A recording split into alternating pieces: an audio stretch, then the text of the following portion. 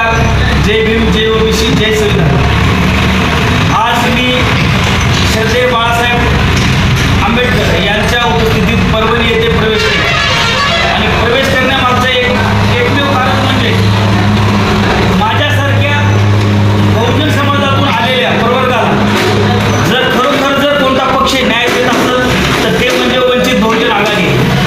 आणि त्यामुळं मी आज पक्षामध्ये जाहीर प्रवेश केला आहे आणि पक्षामध्ये प्रवेश करत असताना निस्वार्थ कोणत्याच अटी शर्ती न ठेवता मी ह्या पक्षामध्ये आलोय. आणि बाकीच्या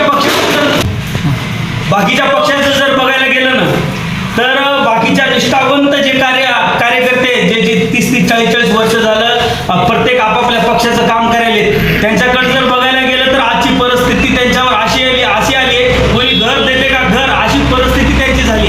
म्हणजे ज्या पक्षामध्ये त्यांनी 30-25 वर्ष कार्य केलं आणि आज त्याच पक्षामध्ये जर त्यांना स्थान भेटत नसेल, बाहेरून आलेल्या आयराम गैरामला जर नका स्थानिक स्वराज्याच्या ठिकाणी जर त्यांना स्थान भेटत असेल तर नक्कीच ह्या असा सर्व संदर्भ डोळ्यासमोर ठेवून त्यांची परिस्थिती बघून मी आज जाहीररित्या वंचित बहुजन आघाडीमध्ये प्रवेश केलाय आणि याचा मला सार्थ अभिमान आहे. आणि खरं सांगतो माझ्यासारख्या वंचिताला जर कोणता पक्ष आधार देऊ शकते ते म्हणजे एकमेव वंचित बहुजन आघाडी आहे. आणि मी महाराष्ट्रातील सर्व ओबीसी समाज असेल, दलित समाज असेल, बहुजन समाज असेल, मी माझ्या सर्व समाजाला एकच सांगतो, जर तुम्हाला न्याय भेटायचा असेल, जर तुम्हाला पक्षामध्ये कोणा संधी भेटत नसेल तर एकमेव पर्याय जर आता उरला असेल या महाराष्ट्रामध्ये ते म्हणजे एकमेव वंचित बहुजन आघाडी आहे. आणि येणाऱ्या काळात परभणी जिल्हा परिषद असेल किंवा स्थानिक पातळीवरच्या ज्या निवडणुका असतात वंचित बहुजन आघाडी हे ताकदीनं लढणार आणि जिंकणार सुद्धा.